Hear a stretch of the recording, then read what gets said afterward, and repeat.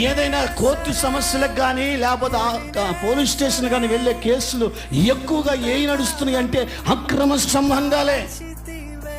ఈరోజు పురుషుడు భయం లేనివాడై అక్రమంగా నడుస్తున్నవాడు ఉన్నాడు. కట్టుకున్న భార్యను మోసం చేయాలని, కట్టుకున్న వారిని మోసగించాలని భయం లేనివాడిగా ప్రవర్తిస్తున్నాడు. వాక్యం చెబుతుంది, ఈ కార్యం చేయవాడు బుద్ధిశూన్యుడు. ఈరోజు పురుషుడు పై కనపడకుండా చేసే రెండవ చెడ్డ అలవాటు, ప్రపంచంలో ఎక్కువగా చెడిపోతున్న అలవాటు ఏదైనా ఉందంటే పురుషులు, అది అక్రమ సంబంధాలే.